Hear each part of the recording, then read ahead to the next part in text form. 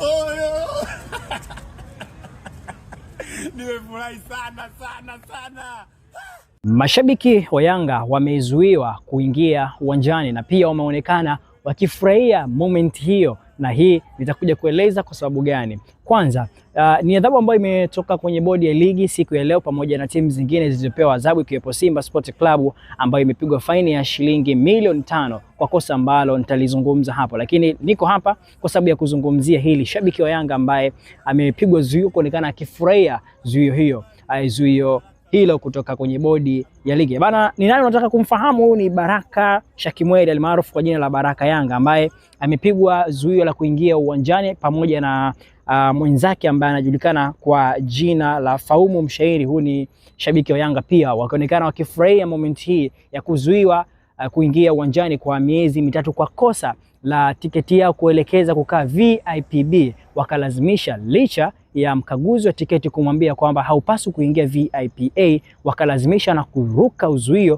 kwenda VIPB. Kwa hiyo bodi ya ligi imewasimamisha kwa miezi 3 kuto kuingia uwanjani. Kwa pamoja walionekana wakifurahia, lakini pia akiwa na Alkamwe wakawa wanazungumza hili kwa utani, lakini pia akazungumza akasema, mimi ninafurahia kwa sababu bodi ya ligi inanifahamu na imeweza kutambua uwepo wangu mimi. Kwa hiyo ni furaha kubwa sana. Moja kwa moja, hebu tuende tutazame hili, na hii ni Mwahenga Media.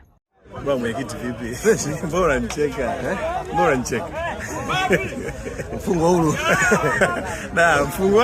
Mfungwa huru. Usipiga kelele asubuhi. Hebu unafanyaje sasa hivi? Ngoja nikakae na serikali ya kichwa changu. Unaelewa vizuri. Ngoja nikae na serikali ya kichwa changu.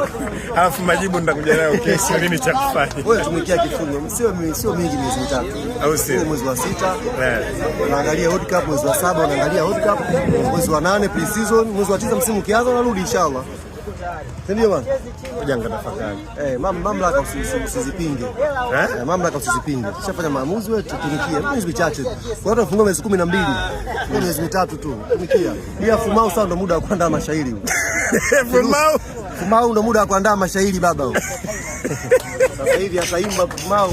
Sasa hivi amekufungia uwanjani. Trip Kizimkazi, trip Bagamoyo, mashairi tu. Oyo. Nimefurahi sana.